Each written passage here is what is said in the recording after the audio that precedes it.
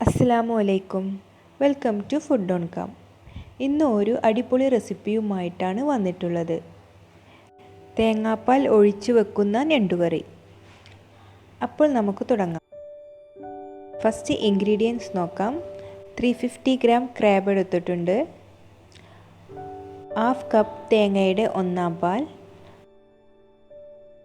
1 cup രണ്ടാം പാൽ, ഒരു മീഡിയം സവാള, ഒരു മീഡിയം തക്കാളി, 1/2 table spoon ginger garlic paste, 1/2 teaspoon turmeric powder, 3/4 table spoon coriander powder, 2 table spoon coconut oil, പിന്നെ കുറച്ച് കറി ലീവ്സ്.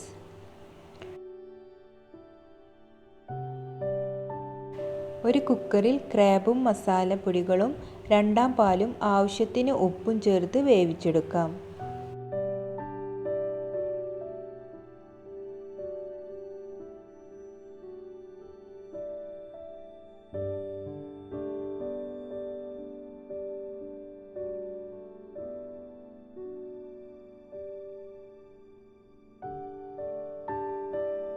ഒരു 3 to 4 വിസിൽ അടുപ്പിച്ചാൽ മതിയാവും. ഒരു മൺചട്ടി എടുത്ത് ഗ്യാസ് സ്റ്റോപ്പിൽ വെക്കാം. ഇത് ചൂടായി വരുമ്പോൾ കോക്കനട്ട് ഓയിൽ ഒഴിച്ചെടുക്കാം.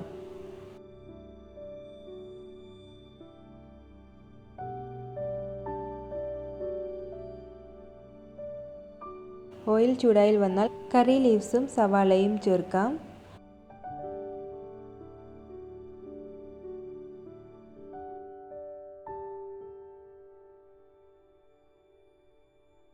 ഇത് വഴന്നു വന്നാൽ ജിഞ്ചർ ഗാർലിക് പേസ്റ്റ് ചേർത്ത് കൊടുക്കാം.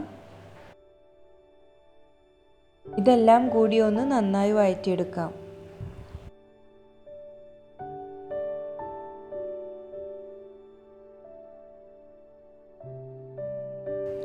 പിന്നീട് ടൊമാറ്റോ ചേർത്ത് മൂടി വെച്ചൊന്ന് വേവിച്ചെടുക്കാം.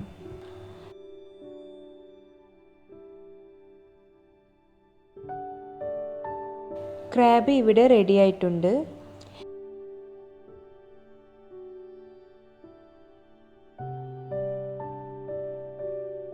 ഇനി വെന്ത് വന്ന മസാലയിലോട്ട് ക്രാബ് ചേർത്ത് കൊടുത്ത് നല്ല പോലെ ഒന്ന് മിക്സ് ചെയ്തെടുക്കാം.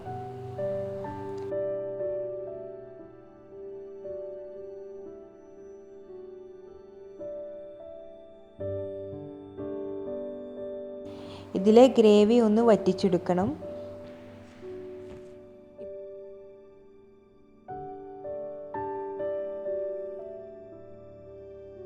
ഇപ്പോൾ ഗ്രേവി വറ്റി വന്നിട്ടുണ്ട്. ഇനി ഒന്നാം പാൽ ചേർത്ത് കൊടുക്കാം.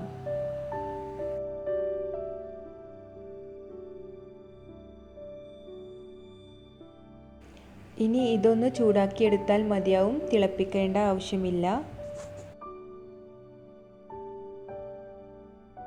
എരിവിന് വേണ്ടി പെപ്പർ പൗഡർ ചേർത്ത് കൊടുക്കാം.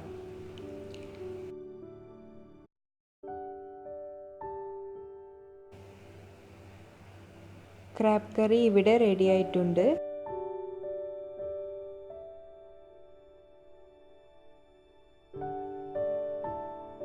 ഇത് ചോറ്, ചപ്പാത്തി, അപ്പം, പൊറോട്ട എന്നിവയുടെ കൂടെയൊക്കെ നല്ല കോമ്പിനേഷനാണ്.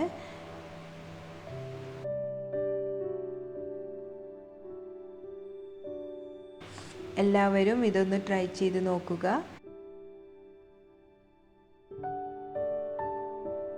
ഈ റെസിപ്പി നിങ്ങൾക്ക് ഇഷ്ടമായെങ്കിൽ എൻ്റെ ചാനൽ സബ്സ്ക്രൈബ് ചെയ്യുക. വീണ്ടും പുതിയ റെസിപ്പിയുമായി വരാം. ഇൻഷാ അല്ലാഹ്. അസ്സലാമു അലൈക്കും.